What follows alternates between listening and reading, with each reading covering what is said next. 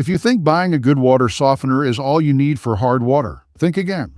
Without proper programming, your softener may not soften properly or waste too much water and salt. So, in this video, I will show you the exact steps to set up and program your water softener, whether it's a digital control head, Bluetooth controlled, or even a basic clock model. So, let's get started. Step 1. Set up the softener. First, ensure your water softener is installed in a dry, indoor location near your home's main water line. Ensure the softener has access to a power outlet and a drain for the backwash. Once everything is positioned, connect the inlet and outlet pipes, securing them tightly to avoid any leaks and keeping the bypass valve in the correct position. Step 2. Switch the softener on. Once everything's set up, go ahead and plug your softener into a power source to get it running. Some models will light up or display a message on the screen, confirming that it's ready to program. Now, grab the manual or make sure you know where the buttons and settings are on your model. If your model is Bluetooth enabled, download the control app and connect it to your phone to ease programming later. Now, add salt to the brine tank. Use high-purity water softener salt and fill it only up to the max line marked inside the tank. Remember to never overfill the tank, as it can lead to salt bridging, which may disrupt the softening process. Step 3. Set the clock settings.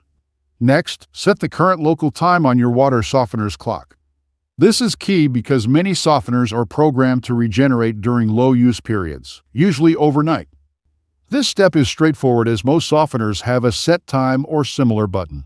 Press it and adjust the time using the up and down arrows to set the hour and minute. Don't forget to check the AM, PM indicator if your model has it. Step 4. Set the hardness setting. Now, it's time to program your water's hardness level. To set the water hardness, you'll first need your water's hardness level, which you can get by testing your water or referring to your area's Consumer Confidence Report. You'll also need to know the iron and manganese levels in your water. Here's a handy formula for setting the hardness level. So, for example, if you have a water hardness of 6.5 GPG, 2 ppm of iron, and 3 ppm of manganese, your setting should be 28.5. Enter this final hardness number into your softener settings. Look for the Set Hardness screen and use the up-down arrows to adjust it. Step 5. Set the salt dosage setting. Some softeners have a setting for salt dosage, typically displayed as salt or brine level, which regulates how much salt is used in each regeneration cycle.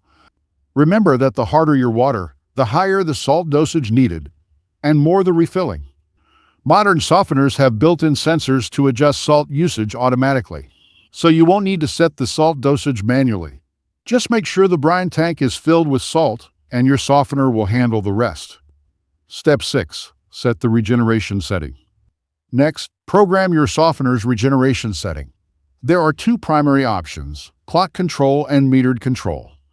Metered softeners regenerate based on your actual water usage, which can be more efficient. Program this by setting the regeneration frequency according to your water use. For most households, every 3 to 7 days is standard, but you can adjust based on your usage pattern. Clock-controlled units regenerate at specific times. Set this to an overnight hour when water use is minimal, like 2 a.m. This way, your softener can recharge without interruption. So, that's how you can correctly set up and program your softener. Always remember to refer to your softener manual for specific instructions. But what about the drain line? Where should it be discharged? Watch this video for 3 best options.